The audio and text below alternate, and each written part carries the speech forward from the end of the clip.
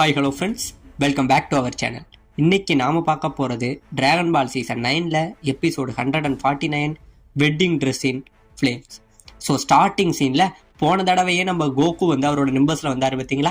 இப்படி நம்ம கோகு அப்புறம் சீச்சி இவங்க ரெண்டு பேரும் அவங்க ஃப்ளையிங் நிம்பர்ஸில் வேகமாக வந்துக்கிட்டு நம்ம கோகு உடனே கேட்குறாரு, நம்ம இப்போ எங்கே ஆக்ஸ்கிங்கோட கேஸ்டலுக்கு போகிறோமா சீச்சி அப்படின்னு கேட்க, கோகு இனிமே அவர் நீ அப்படி சொல்லக்கூடாது, ஏன்னா நீ என்ன கல்யாணம் பண்ணிக்கிட்டீங்கன்னா உனக்கு அவர் அப்பா மாதிரி, இன்னொரு வாட்டி அவர் அப்பெல்லாம் பேர் சொல்லி கூப்பிடாத அப்படிங்கிற மாதிரி நம்ம சீச்சி பேசுகிறாங்க. இப்போ ஒரு வழியாக இவங்க ரெண்டு பேரும் பேசிக்கிட்டு நம்ம ஆக்ஸ்கிங்கோட கேசல் இருக்காரு பார்த்தீங்களா, அந்த இடத்துக்கு வரவும் செய்கிறாங்க. இப்போ இந்த பக்கம் அவரோட கேசல் எல்லாம் காமிச்சுக்கிட்டு உள்ள பார்த்தா நம்ம கோகு வந்து பயங்கரமா சாப்பிட்றாருங்க.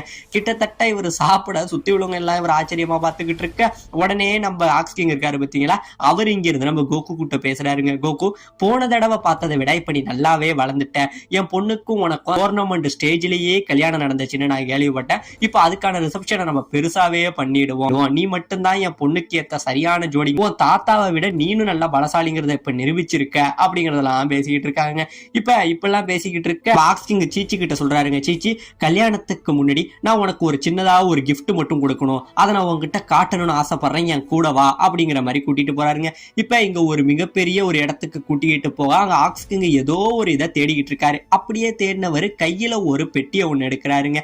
அந்த பெட்டியை எடுத்து இங்க இருந்து நம்ம சீச்சி கிட்ட காட்ட அதுக்குள்ள அவங்க ஒரு வெட்டிங் ட்ரெஸ்ஸை காட்டுறாருங்க. இந்த ட்ரெஸ்ஸை பார்த்த உடனே நம்ம சீச்சிக்கு பயங்கரமான ஷாக்கு. இப்பதான் நம்ம ஆக்ஸ்கிங் சொல்றாரு, சீச்சி இது உங்க அம்மாவோட ட்ரெஸ், உங்க அம்மாவுக்கு அப்புறம் இதை நீ தான் பொண்ணுங்கிறதுக்காக நான் ஆசையா அப்பையிலேருந்து எடுத்து வச்சிருந்தேன், இனி இது உனக்கு தான் சேரணும் அப்படின்னு சொல்லி நம்ம சீச்சி கிட்ட கொடுக்க நம்ம சீச்சி அந்த ட்ரெஸ்ஸை வாங்கிக்கிட்டு எல்லாத்தையுமே மறந்துடுறாங்க. இது எங்க அம்மா கூட இருக்கிற மாதிரியே எனக்கு ஃபீலா இருக்குன்னு சொல்லி அந்த ட்ரெஸ்ஸை அப்படியே அவங்க மேல போட்டு அதை அப்படியே கட்டி பிடிச்சிக்கிறாங்க. இப்படியே இது பண்ணிக்கிட்டு இருக்க இப்ப நம்ம ஆக்ஸ்கிங் சொல்றாரு, சீச்சி இது அடுத்தது உனக்கு தான் சேர வேண்டியது, இதுல நீ ரொம்பவே அழகா இருப்ப, அதனால வெட்டிங்காக இந்த ட்ரெஸ்ஸை தான் நீ போடணுங்கிற மாதிரி நம்ம ஆக்ஸ்கிங் சொல்றாருங்க. அது மட்டும் கிடையாது, இப்போ இந்த திருவிழாவுக்கான ஏற்பாடு எல்லாத்தையுமே நான் பண்ண போறேன், இதை பத்தி நான் கிராம மக்கள்கிட்டையும் பேச போறேன் அப்படின்னு நம்ம ஆக்ஸ்கிங் சொல்ல, இப்ப இந்த பக்கம் இவங்க வெட்டிங்கான பிளான் எல்லாம் தடபுடலா நடந்துகிட்டு இருக்குங்க. மக்கள் எல்லாரும் எல்லா வேலைகளையும் இழுத்து போட்டு செஞ்சுக்கிட்டு இருக்க இந்த பக்கம் நம்ம கோகு அப்புறம் சீச்சி இவங்க ரெண்டு பேரும் பயங்கரமா டான்ஸ் ஆடிக்கிட்டு இருக்காங்க. இப்படியே ஆடிக்கிட்டு இருக்க இப்ப திடீர்னு இந்த இடத்துல ஒரு மிகப்பெரிய அதிர்வு உருவாகுதுங்க. இந்த அதிர்வு உருவாக சுத்தி உள்ள இடங்கள் எல்லாமே உடையுது, அப்படியே அந்த கோட்டையே அப்படியே நொறுங்குதுங்க. இப்படியே நொறுங்கிக்கிட்டு இருக்க திடீர்னு அந்த இடத்துல மிகப்பெரிய தீப்பிழம்புகள் அப்படியே கொப்பளிச்சா எப்படி இருக்கும், அப்படியே கொப்பளிச்சு வர சுத்தி உள்ள மக்கள் எல்லாம் பயந்து ஓடுறாங்க. இந்த பக்கம் நம்ம சீச்சி என்ன சொல்றா, அப்படியே ஓடி வந்தவ, கோகு சீக்கிரம் போ, அப்பா எனக்கு கொடுத்த அந்த வெட்டிங் ட்ரெஸ் அப்பாவோட ரூம்லயே இருக்கு அப்படின்னு சொல்ல உடனே இதை கேட்டுக்கிட்டு இருந்த ஆக்ஸ்கிங் பின்னாடி இருந்தவர், சீச்சி நீ கோகு கூட்டிக்கிட்டு போ, நான் போய் அதை எடுத்துட்டு வரேன்னு அவர் வேறாருங்க.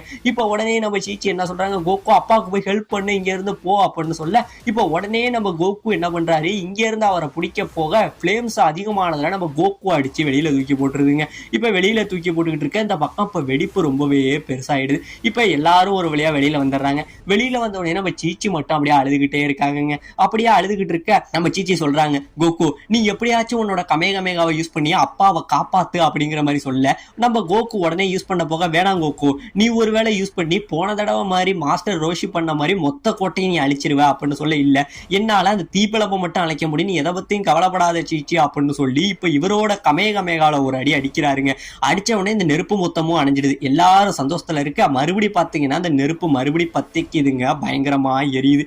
இப்ப நம்ம கோகு என்ன பண்றாரு, சீச்சி நீ எதை பத்தியும் கவலைப்படாத, இதை நான் பாத்துக்கிறேன் அப்படின்னு சொல்லி அவரோட ஃபிளையிங் நிம்பஸ் இருக்கு பத்தீங்களா, அதை இங்க இருந்து கூப்பிடுறாருங்க. கூப்பிட்டு அந்த நிம்பஸ்ல இங்க இருந்து வேகமா போறாருங்க. இப்படியே வேகமா போயிட்டு இருக்க மறுபடி நெருப்பு பத்தி அவருக்கு தீ பிடிச்சிட உதவுது. இப்ப தீ பிடிக்க இந்த பக்கம் நம்ம ஆக்ஸ்கிங்க காட்டுறாங்க. அவரு அந்த வெட்டிங் ட்ரெஸ்ஸை எடுத்துக்கிட்டு நெருப்பு பரவாத இடமா பார்த்து ஓடிக்கிட்டு இருக்காரு. இப்ப நம்ம கோகு என்ன பண்றான், நிம்பஸ்ல வந்தவன் ஒரு வழியா கோட்டைக்கு மேல இருந்து நம்ம அவரை கூப்பிடுவோம்னு சொல்லி மேல இருந்து கூப்பிட இந்த பக்கம் நம்ம ஆக்ஸ்கிங் பார்த்துட்டு, கோகு நான் இங்க இருக்கேன் அப்படின்னு சொல்லிட்டு என்ன பண்றாரு, கோகு இந்த நெருப்பு அணைக்க ஒரே ஒரு வழிதான் இருக்கு, அதுக்கு ஒரு பொருள் தேவை, அது வேற எதுவும் இல்ல, பேன்ஷோ ஃபேன் தான் அப்படின்னு சொல்ல இப்பதாங்க நம்ம கோகுக்கு ஞாபகம் வருது, பேன்ஷோ ஃபேனா, இதுக்கு முன்னாடியே இதை பத்தி மாஸ்டர் ரோஷி என்கிட்ட சொல்லியிருக்காருங்கிறது ஒண்ணு ஞாபகம் வருது. அதாவது நம்ம மாஸ்டர் ரோஷி ஆல்ரெடி சொல்லியிருப்பாரு பார்த்தீங்களா, இந்த பேன்ஷோ ஃபேனை ஒரு தடவை விசிறணும்னா மிகப்பெரிய காசு காத்து உருவாகும், 2வது தடவை மிகப்பெரிய மழை உருவாகும், 3வது தடவை விசிறும் போது ஒரு மிகப்பெரிய சூறாவளியே உருவாகுங்கிற எல்லா கதையும் வர இப்ப இந்த பக்கம் அந்த நெருப்புனால பில்டிங் எல்லாமே பயங்கரமா இடிஞ்சு விழுந்துகிட்டு இருக்குங்க. இப்ப நம்ம ஆக்ஸ்கிங் என்ன சொல்றாரு, எப்படியாச்சும் போய் அந்த ஃபேனை கண்டுபிடி கோகு, அதனாலதான் இந்த நெருப்பை அணைக்க முடியும் அப்படிங்கிற மாதிரி சொல்றாருங்க. இப்ப நம்ம கோகு இது யாருகிட்ட போய் கேட்கறது, அந்த ஃபேன் எங்க இருக்குன்னே தெரியலன்னு யோசிச்சுக்கிட்டு இருக்க உடனே நம்ம பாபா இருக்காங்க பாத்தீங்களா, அவங்க நம்ம கோகுக்கு ஞாபகம் வராருங்க. ஞாபகம் வந்தோடனே இப்ப இந்த பக்கம் நம்ம சீச்சி அழைச்சுக்கிட்டு பாபா இருக்காங்க பாருங்க, அவங்க கிட்ட வந்து அந்த ஃபேன் எங்க இருக்குன்னு கேட்க நம்ம பாபாவுக்கு பயங்கரமான ஜலதோஷம், அவங்களால ஒழுங்காவே அந்த இடம் எங்க இருக்குன்னு பார்த்து சொல்ல முடியல, அவங்களால கணிக்கவும் முடியல. பட் இருந்தாலும் ஏதோ ஒரு அறகுறை இதுல அந்த ஜலதோஷத்திலேயே பார்க்க அந்த ஃபேன் வந்து ஏதோ ஆக்டோகோன் அப்படிங்கிற ஒரு இடத்துல இருக்கான். இந்த ஆக்டோகோன்னா வேற எதுவும் கிடையாதுங்க, 8 முனைகள் உள்ள ஒரு பகுதின்னு வச்சுங்களா. எப்படி ஒரு ஸ்கொயருக்கு வந்து 4 ஷேப் இருக்குமோ அந்த மாதிரி இந்த இடத்துக்கு வந்து மொத்தம் 8 முனைகள் இருக்கும், அதுதான் ஆக்டோகோனுங்கிற அந்த இடம். இந்த இடத்துலதான் இருக்குன்னு சொல்ல உடனே நம்ம கோகு இது கரெக்டா எங்க இருக்குன்னு சொல்லுங்க, இங்கே இருந்து கிழக்கு திசையில இருக்குன்னு சொல்ல உடனே நம்ம பாபாவையும் நம்ம கோகு தூக்கி போட்டுக்கிட்டு இங்கே இருந்து போறாருங்க. இவங்க 3 பேரும் இங்க இருந்து போயிட்டு இருக்காங்க. இந்த பக்கம் நம்ம ஆக்ஸ்கிங் என்ன பண்றாரு, அந்த ட்ரெஸ்ஸை எப்படியாச்சும் காப்பாத்தி ஆகணும்னு சொல்லி அந்த ட்ரெஸ்ஸோடைய அந்த கோட்டையில ஒரு மூலையில உட்கார்ந்து இருக்காருங்க. இப்போ ஒரு வழியா இவங்க 3 பேர் வந்தவங்க அந்த இடத்துக்கு வரவும் செய்யறாங்க. அந்த இடத்துக்கு வர உடனே நம்ம கோகு தூரத்துல நம்ம ஊலாங் மாதிரியே யாரோ ஒருத்தவனை பார்த்துட்டு அவனை பார்த்து ஊலாங்னு கேட்கிறாரு.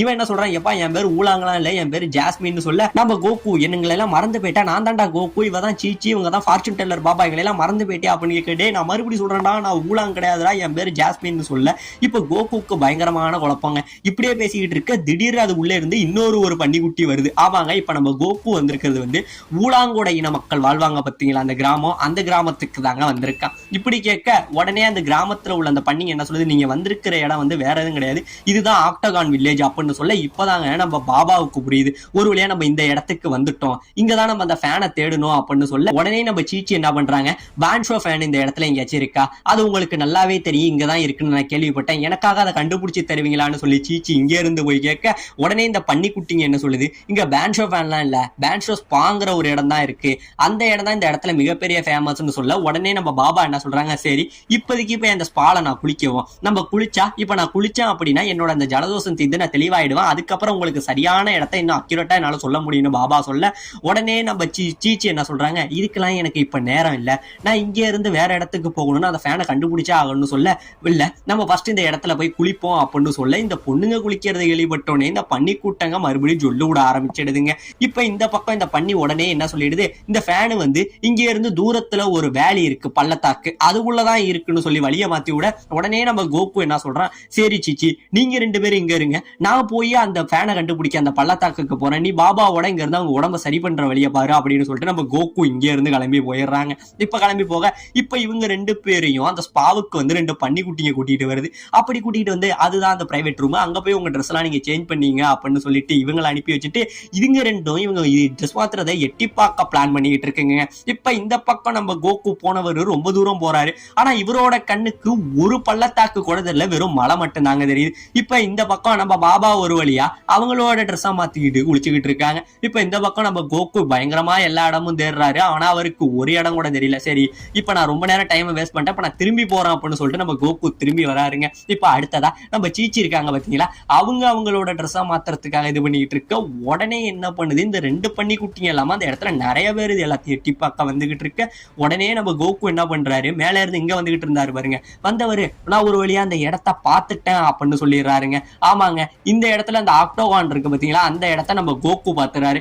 இப்ப கோகு பார்த்துட்டு கீழே வர இந்த பக்கம் நம்ம சீச்சி ட்ரெஸ் மாத்தாங்க பாருங்க, அப்படியே ட்ரெஸ்ஸை கைட்ட வர திடீர்னு பாத்தீங்க அப்படின்னா இதுங்க எல்லாம் வெளியில யாரு பாக்குறதுன்னு சண்டை போட்டுக்கிட்டு அந்த செவுத்தையே அப்படியே உடைச்சுக்கிட்டு எல்லாம் உள்ள வந்துருதுங்க. இதை பார்த்தோன்னே இந்த பக்கம் சீச்சி கத்துறாங்க கோகு அப்படின்னு சொல்லி பயங்கரமா கத்த, இந்த பக்கம் நம்ம கோகு வந்தவர் அந்த ஃபேனு மாதிரியே ஏதோ ஒண்ணு அந்த தண்ணிக்குள்ள இருக்கிறத பாத்துறாரு. நான் ஒரு அந்த பான்ஷோ ஃபேனை பார்த்துட்டேன், நான் போய் அதை கண்டுபிடிக்க போறேன் அப்படின்னு சொல்லிட்டு நம்ம கோகு நேரா அந்த தண்ணிக்குள்ள குதிச்சு போயிடுறாருங்க. இந்த பக்கம் சீச்சி சரியான கடுப்பாய் இந்த விளையாட நீங்க பாக்குறீங்கன்னு சொல்லி அந்த 2 பன்னி குட்டிங்களையும் அடிச்சு தண்ணிக்குள்ள தள்ளி விட்டுறாங்க. இப்ப இந்த பக்கம் பாபா குளிச்சுக்கிட்டு இருக்க அந்த தண்ணி முழுக்க ஒரு மிகப்பெரிய சுழலாகி மொத்தமா வத்த ஆரம்பிக்குதுங்க. வத்தினத்துக்கு அப்புறம் தான் தெரியுது அந்த தண்ணிக்குள்ள நம்ம கோகு இருக்கிறத நம்ம சீச்சி பாக்குறாங்க. இப்பதான் நம்ம கோகு சொல்றாரு, சீச்சி என்ன மன்னிச்சிரு, நான் கூட இங்க ஃபேன் இருக்குன்னு தான் நினைச்சேன், ஆனா இங்க உண்மையிலே அந்த ஃபேன் இல்ல, அதாவது நம்ம கோகு ஃபேனு நினைச்சு எதை தெரியுமா அங்க எடுத்திருப்பாரு, அந்த ஆக்டோகோனோட வாட்டர்லாம் வந்து வெளியில போறதுக்காக ஒரு இடத்த வந்து அடைச்சு வச்சிருப்பாங்க தெரியுங்களா, அந்த இப்பதாங்க நம்ம கோகு ஃபேனு நினைச்சு எடுத்து விட்டு இருக்காரு. இப்படியே எடுத்து விட நம்ம சீச்சி திடீர்னு தூரத்துல எதையோ பார்த்துட்டு பயங்கரமா ஆச்சரியப்படுறாங்க.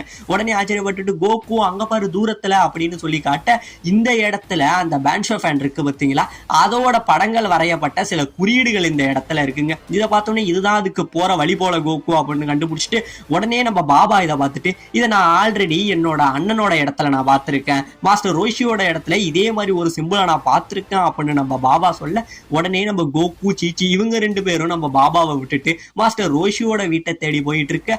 இந்த பக்கம் நம்ம ஹாக்ஸ் கிங் இருக்காரு பார்த்தீங்களா, அவரு நெருப்புல மாட்டிக்கிட்டு தவிச்சுக்கிட்டு இருக்க. இதோட இந்த இடத்துல இந்த எபிசோட முடிக்கவும் செய்யறாங்க.